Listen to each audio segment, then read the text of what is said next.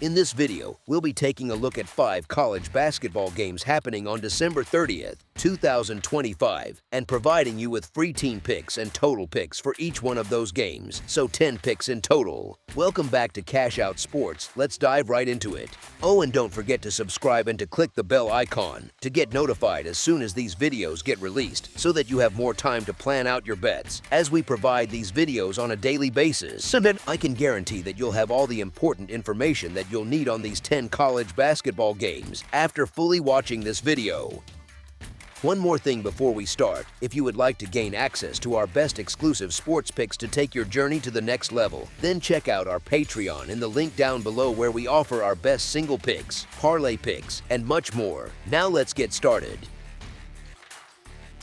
Seton Hall versus Marquette. Seton Hall walking into Milwaukee as the road favorite already feels a little wild if you remember where this program was a year ago.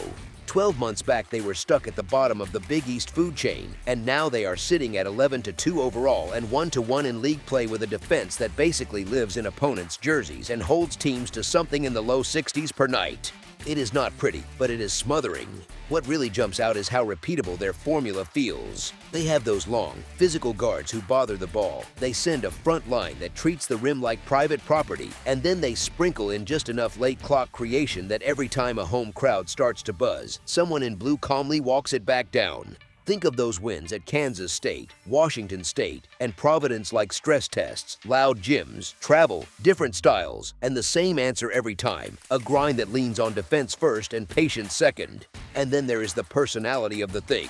Adam "Bud" Clark has already stepped into that late-game shot-maker vibe, including that cold-blooded jumper that finished off Providence. AJ Staten-McCray and Tajuan Simpkins bring that swingman edge, where they are not just spacing the floor, they are jabbing away at you for 40 minutes. Stephon Payne just grabbed National Player of the Week honors for a monster run up front, the kind of recognition that usually tracks with a guy who is winning his minutes in the paint over and over.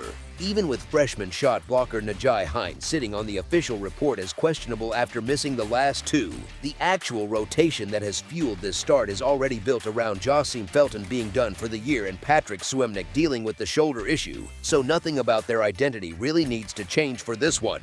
On the other side, Marquette is in that awkward spot where the name on the jersey still carries last season's reputation, but the current version is clearly in growing pains. They come in at 5-8, 0-2 in Big East play, on a 4-game skid where the margins have been 9, 20, 10, and 21. That is not just losing, that is getting stretched out late. They are giving up roughly 77 points a night, second worst in the conference, and that is while playing in one of the loudest arenas in college hoops and still not getting stops when it matters. This season also feels like a reset. They watched their 3 main scorers move on. They did not go heavy into the portal for quick fixes, and now they just saw starting guard Zaid Lowry exit the program altogether. That puts freshman Nigel James Jr. in a much bigger role, with Chase Ross carrying a big chunk of the points and Ben Gold doing a lot of the dirty work on the glass. Depth has taken a hit too, with forwards Igor Miletic and Shane Pearson shut down as redshirts, and Lowry not walking back through that locker room door despite older reports still listing him. They are playing fast, around 75 possessions or so, but a lot of that speed has turned into extra chances for opponents instead of highlight runs. Shaka Smart has basically been on the mic asking this group to just stack a handful of focused defensive possessions in a row without a slip, and that is usually a sign a young roster is still figuring itself out. So when you put everything side by side, the hardened defense and road form from Seton Hall, that 2-0 record in true road games against a Marquette team that is leaking points, just lost a starter, and has not shown it can finish games cleanly, you can see why the market was comfortable nudging this line from around Pirates -1.5 out to roughly -2.5. Honestly, in a Big East rock fight with this shape, the group that already knows exactly who it is on the defensive end tends to feel like the steadier side against the number, even if nothing in betting is ever guaranteed. As our first pick for this matchup, the Seton Hall Pirates to cover the spread as favorites is our full game side pick. The number sitting right around 139.5 is really a simple question dressed up as a line. Does Seton Hall's defensive chokehold slow this thing down enough, or does Marquette's tempo pull it into something more free-flowing? Seton Hall prefers games that feel like you are walking through mud in sneakers. They live around 68 possessions a night, which plants them way down in the national tempo rankings, and they are surrendering barely more than 62 points per game while dragging their opponents into long, patient half-court trips. If you glance at their recent results, you start to see a pattern that is less about individual opponents and more about the kind of game they insist on playing. 120 total points with Villanova, 139 with Providence, 140 with Rutgers, 145 at Kansas State, 138 against Central Connecticut. 4 of those 5 totals land right at or below this current number, even with some stretches where the offenses actually clicked because possessions are squeezed and clean looks are rare. Marquette, in theory, should drag scores higher. They push the ball, they are around the mid to high 70s in both points scored and allowed, and their pace sits up in that top 70 neighborhood in terms of possessions per game. On paper that screams track meet, but the reality has been more uneven, especially when they face serious competition. Their last 4 outings have spit out totals of 147, 147 again, 138, and then that wild 172-point shootout at Wisconsin. That Wisconsin game stands out, but it also came against a team perfectly happy to trade trips and threes. Seton Hall is basically the opposite lifestyle choice. Here is the thing, Shaheen Holloway did talk about wanting this version of the Pirates to be more comfortable running when the chance is there, but never at the cost of what makes them special. The numbers still paint them as a defense-driven team, top-tier nationally in opponent scoring, with the analytics crowd circling their ability to smother twos and turn people over. So even when they get out and run a little more, the core instinct is still to squeeze the life out of each half-court trip, not to play in 6 or 7 possession spurts of chaos. When you factor in the personnel layer, it leans in the same direction without really changing the story. If Hines plays, his rim protection just reinforces the idea of contested paint touches. If he sits, that can encourage Seton Hall to slow things further and protect the interior with bodies and schemes. Felton's long-term injury is already priced into how they function. On the Marquette side, the rotation being down Lowry and working without those red-shirting forwards means more minutes for the core guys we already mentioned, Nigel James Jr., Ross, Gold, and that usually trims some of the randomness out of who is on the floor. The healthy regulars for both teams are all baked into current scouting reports and minute projections, so there is not some surprise scorer lurking in the background. So you can easily picture one of those cold winter Big East nights where the crowd is loud, the possessions feel like trench warfare, and every mini run is followed by 2 or 3 empty trips that drag the score right back to earth. A very reasonable script here, not a promise, just a common outcome for these particular styles. Looks like something in the low 70s to mid 60s range, where the game feels tense, physical, and stuck inside the 130s for most of the second half. As our second pick for this matchup, under the projected total is our full game total pick.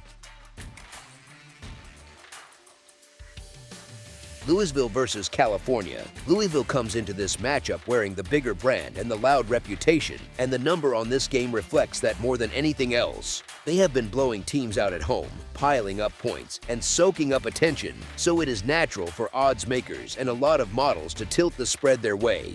On paper, it feels like the classic strong favorite against a cute little story setup, but when you step back for a second, Cal is not some small side quest on Louisville's schedule. You are talking about a group that has started the season 12-1-0, that has stacked a long winning streak, and that has turned its own building into a real problem for visitors with that undefeated home mark and steady double-digit margins. Here is the thing, too. This is not just another non-conference game. It is Cal's first real swing in their new league at home, and that usually changes how a locker room feels about a night like this. For them, it is a chance to plant a flag in front of their own fans, to show that the move made sense, and that mood tends to show up in how hard teams defend and how long they stay locked in on every possession. Louisville, on the flip side, has already shown that once you pull them out of their comfort zone, they are not quite the same team. Their 2 true road trips so far have both ended in losses, and neither one looked especially controlled. When the only times you have left your own gym have been tough experiences, going all the way out to Berkeley with a noisy, tight building and a different shooting backdrop is not exactly a free square. Travel is its own little subplot here. Cross-country trips in college hoops do not always crash a team, but they do mess with rhythm, sleep, and body clocks, and that stuff matters more for young players than most people think.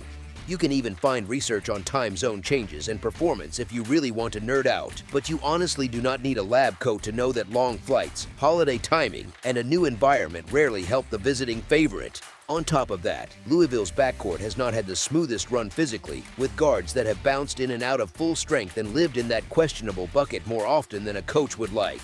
Cal, by contrast, is getting healthier, with a veteran guard already back on the floor and giving them one more steady ball handler and decision maker, which quietly matters a lot against a pressure-minded opponent. Stylistically, this matchup is not as simple as big favorite scores more, so they cover. Both teams like to shoot, both are comfortable spacing the floor, and when both sides lean on the three ball, variance suddenly tilts the stage toward the underdog. One chilly stretch from Louisville or one of those typical Cal home surges, where the Bears get rolling for a few minutes, can flip the script from comfortable cover to just hang on and get out of here with a win. That is the kind of game flow that rarely feels good if you are laying points on the road, because once the favorites' focus shifts to survival, they are not chasing style points or margin, they are just trying to make sure the scoreboard stops with them still ahead. So when you stack up the brand tax, the travel tax, the unproven road form, and a home team that has already shown it can handle different game types, the value leans toward trusting the live home side to stay inside this number rather than asking the visitor to dominate for 40 full minutes. As our first pick for this matchup, the California Golden Bears to cover the spread as underdogs is our full game side pick. On the surface, a total sitting up in the high 150s almost feels inevitable when you see that one team is putting up around 90+ per night and the other is living in the low 80s. The casual reaction is simple: two high-scoring offenses, lots of made threes. Let us just sit back and root for buckets. It sounds fun, and honestly, that is exactly how a lot of people bet these games. If you peel back the surface, though, the defensive profiles tell a different story. Both groups defend a lot better than their raw scoring headlines suggest, and their combined points allowed per game sit well below what this total is asking for. So what is the number really pricing in? It is not just pure scoring talent, it is pace, shot volume, and the idea that Louisville might spark one of those wild runs that drags everything into a shootout. That can happen, sure, but in a conference opener on the road, it is not the most likely version of this game. League games, especially the first ones, tend to slow things down a bit. Coaches have more film, they get picky about matchups, and rotations tighten so that weaker defenders see fewer minutes. You get more half-court possessions, more plays called from the sideline, and less, let us race up and down just because we can. In that kind of setting, every empty trip feels heavier, and both teams start valuing each possession rather than turning it into a track meet. There is also how Cal likes to defend. They have been very good at pushing opponents into tough looks, running shooters off the line, and forcing them deeper into the clock. That naturally eats into total possession count. On the offensive end, they are patient enough to probe, back out, and look for fouls and mismatches, so their best version of this game is one where they are not just trading rush jumpers with Louisville, but instead are stretching each possession as far as they can. Louisville, if they feel resistance early, is just as capable of dialing things back and working through their sets instead of playing recklessly into a crowd. Now fold the travel factor into the scoring conversation instead of the spread.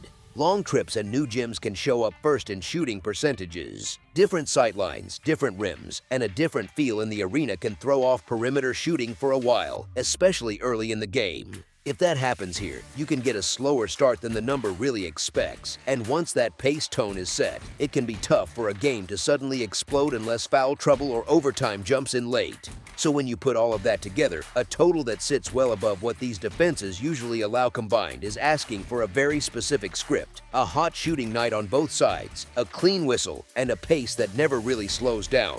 It is not impossible, but it is ambitious. With two defenses that have already proven they can control games, the natural conference opener tendency to tighten up, and a setting that can shave a few points off efficiency, the more reasonable expectation is that this one lands below the lofty number that is trying to catch those look at the scoring averages tickets.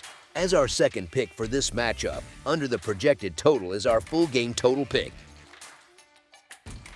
Notre Dame versus Stanford. Tip-off at Maples Pavilion has that classic late December feel, a cold Midwestern program hauling itself across the country to walk into a loud building full of people who just finished watching bowl games and are not ready for basketball to slow down yet. Stanford is sitting there with that clean 11-2 record and fresh memories of dropping 88 in a win over Cal State Northridge, complete with that big second-half run and fast break edge that made the box score look like a track meet. Notre Dame walks in tagged as the underdog, catching points against a team that looks more polished on paper, and you can almost hear casual bettors shrug and say, "Yeah, sure, I'll lay it with the home side. Why not, Dad?" Here is where it gets a little more interesting than the surface read. Stanford wants this thing to feel light and fast, around that low 70s pace where their offense has been living north of 80 per night and feeding off spurts, runs, and those stretches where the scoreboard flips quickly and the crowd leans forward.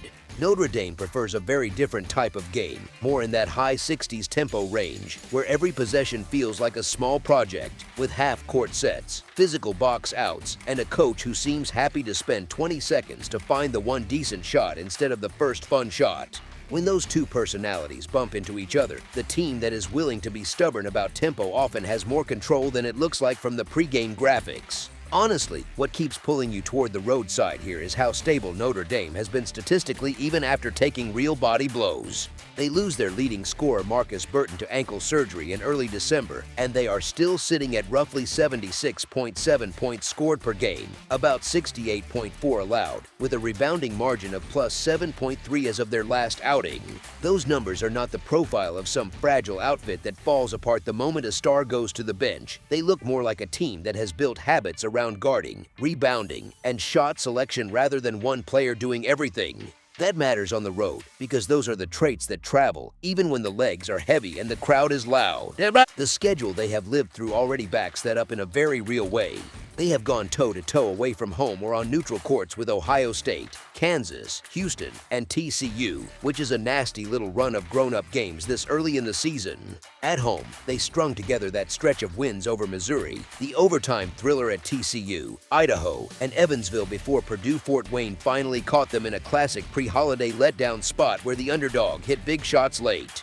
That four-game run was not built on smoke. It reinforced that Notre Dame can handle different styles, from big-brand power teams to mid-majors that are trying to make a statement and still hold on to that identity of guarding, rebounding, and staying patient. Stanford, for its part, has absolutely earned the favorite tag here, and it is not crazy that the market pushed them up at home after that Northridge win where the second-half shooting touched 56.7% and the fast break margin hit 18-6. They look smooth at 11-2. They have that new conference energy with the Atlantic Coast Conference patch on the jersey, and they have been comfortable stepping on the gas when opponents give them even a little space in transition. But that style cuts both ways, because when a team depends on rhythm and runs, the opponent that is willing to foul, box out, squeeze the air out of the ball, and turn every Stanford possession into a half-court grind can make those favorite points feel very expensive by about the under 4 timeout. Notre Dame has already shown it can live in 1 or 2 possession games against serious opponents, and with their tempo profile and rebounding edge, they have a very real path to keeping this number within reach, even if the whistle or the crowd leans toward the home bench at times. And remember, from a betting lens, we are not asking them to storm in and steal the win outright. We just care that their slow burn, possession-by-possession style keeps this spread alive deep into the second half, when every stop and every rebound makes those underdog points feel heavier and heavier. As our first pick for this matchup, the Notre Dame Fighting Irish to cover the spread as underdogs is our full game side pick. Bookmakers hanging a number in the mid-140s are basically admitting that Stanford's offense and Notre Dame's defense are both good enough to shape the story. And then they are stepping back and letting us argue about which one we trust more on this specific night.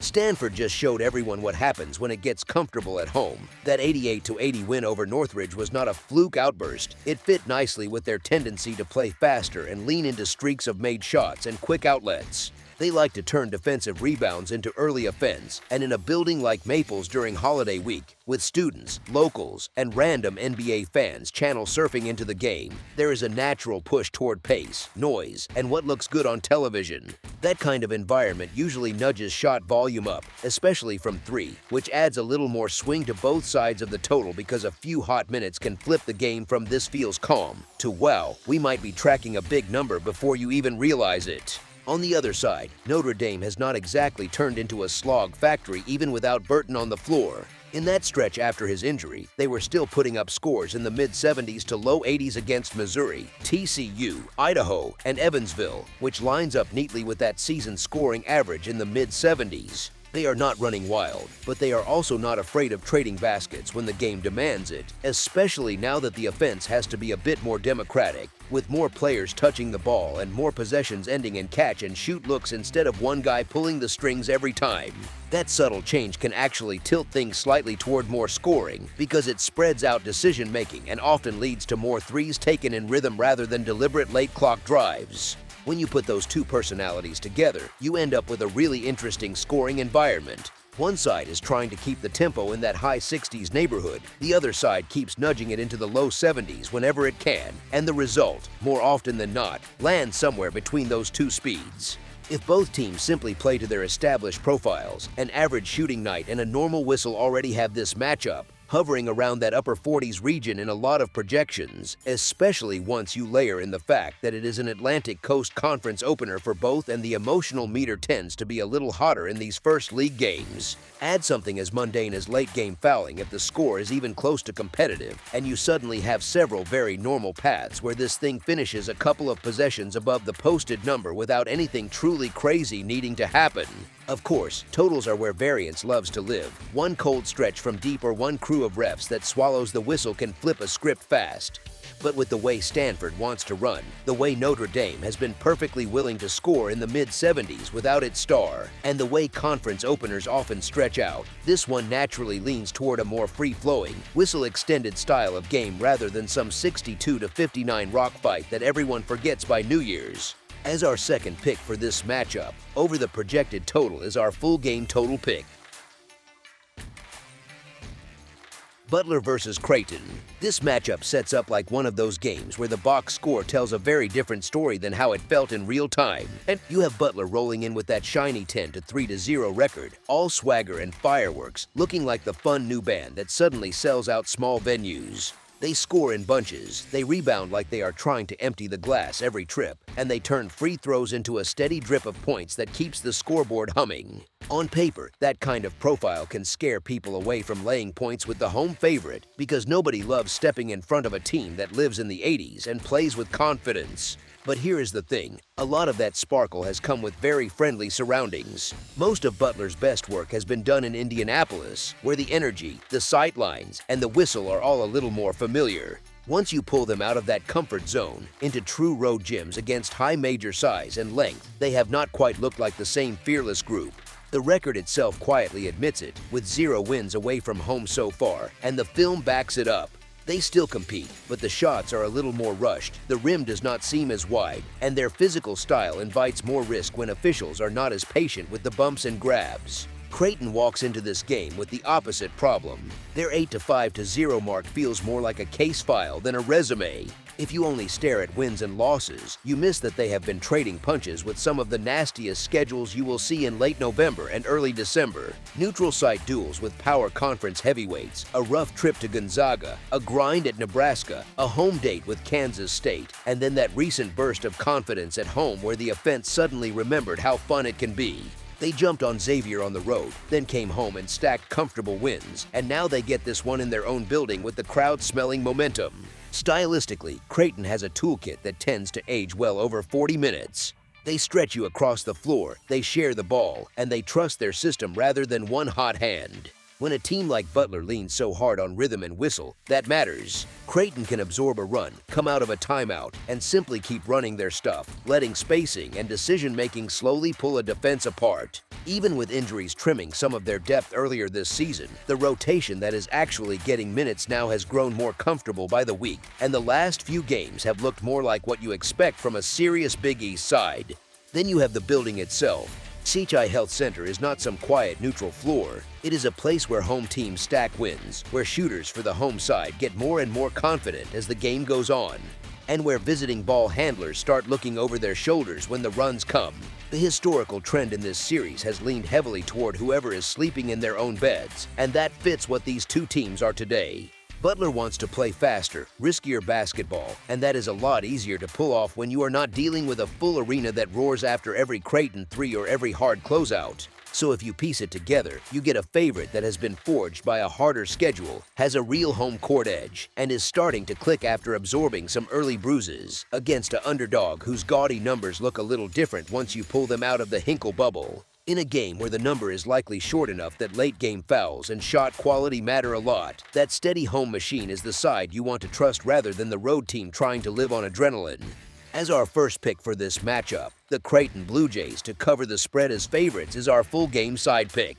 When people think Butler this season, they think points. Fast tempo, long rebounds turning into runouts, early offense threes, and an attack that can go from quiet to avalanche in 2 or 3 possessions. They get extra chances on the glass, they get to the line, and they generally treat every defensive stop like a chance to push the pace. If you just glance at their scoring average, you can see why odds makers feel comfortable hanging a big number here and challenging people not to be seduced by the highlight clips. Creighton, on the other hand, has lived a double life. You have seen them uncork games where the ball zips around and they hang big numbers, especially during this recent stretch of blowout wins where the offense looked clean and confident. But you have also seen the version that runs into a locked-in defense, like Nebraska's, and suddenly finds itself stuck in the mud, laboring to get to 50. That sort of swing tells you something important. Their style can explode when the shots are falling, but it can just as easily drift into a slower, more deliberate rhythm where each possession feels heavy and every missed 3 turns into a long walk back on defense. Here is where the matchup gets interesting. Butler wants a game that feels like open gym.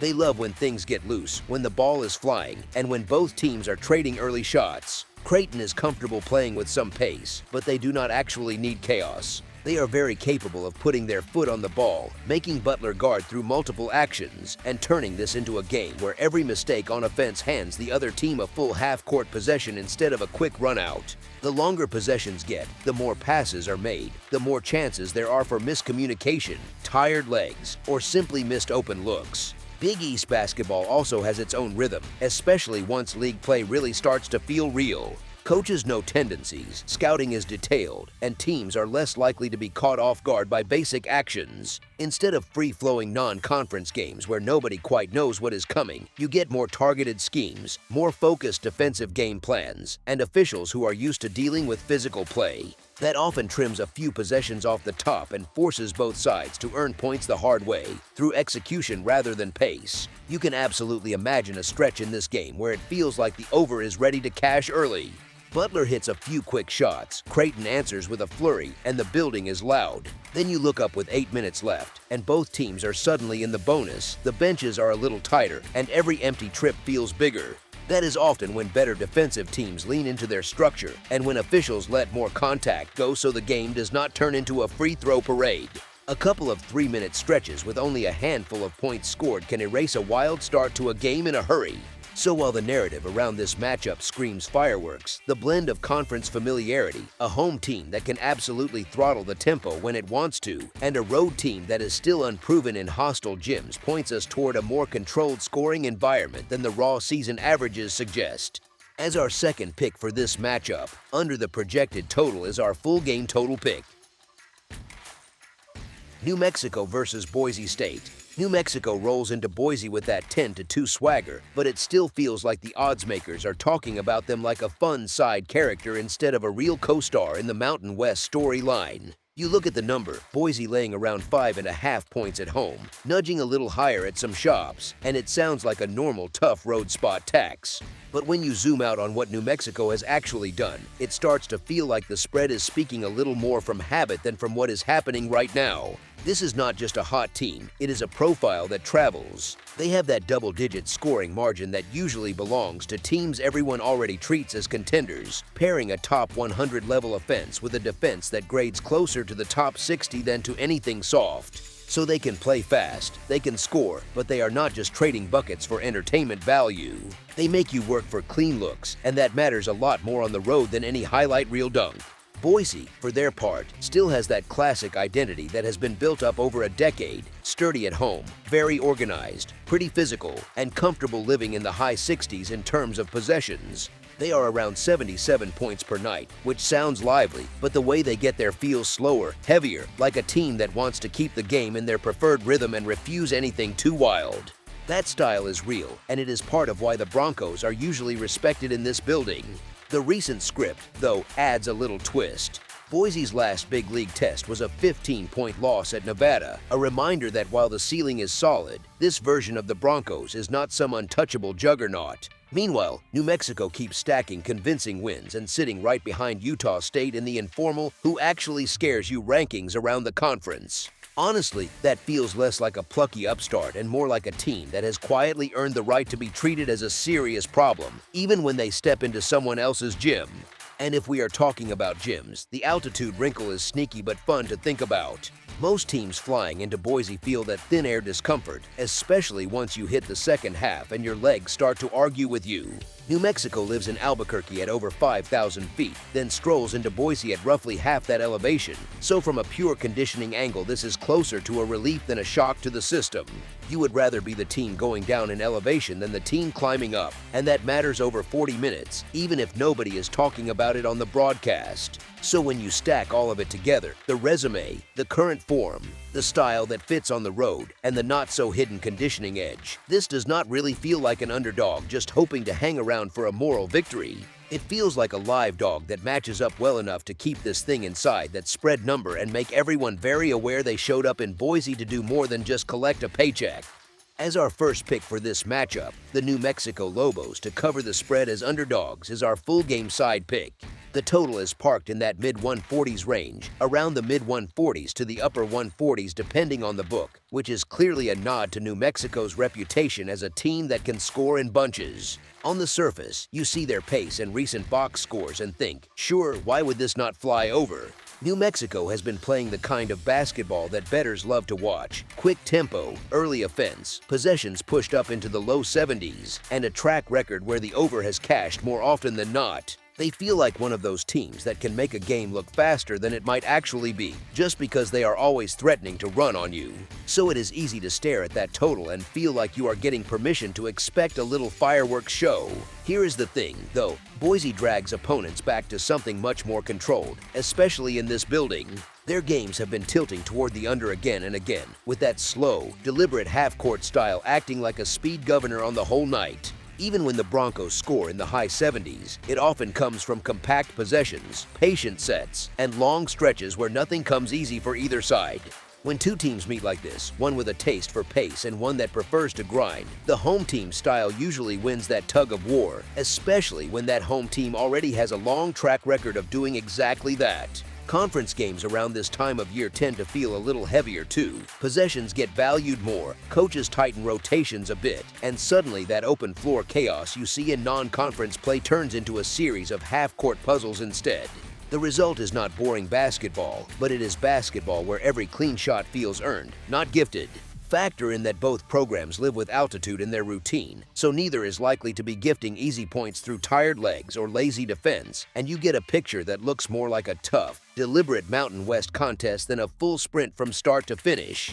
In that kind of script, you can still get scoring runs, you can still get some big moments, but the overall total tends to land a tick or two lower than what a raw look at New Mexico's offense might suggest. So, even with the Lobos' offensive punch and pace profile sitting in plain view, the Broncos' preference for control, defense, and a slower rhythm at home makes that posted number feel a bit ambitious, like it is leaning toward the highlight version of this matchup, rather than the likely reality. If this plays the way Boise games usually play in this arena, we are more likely talking about a total that finishes shy of the number instead of sailing comfortably over it. As our second pick for this matchup, under the projected total is our full game total pick. That's all for now, so if you have any other games you would like reviewed, then leave a comment down below with the game you would like analyzed, subscribe to our channel, leave a like on this video, and we'll get to it as soon as we possibly can. We would also love to hear your opinion on the picks presented to you in this video, whether you agree or disagree with them, so leave a comment down below and do let us know.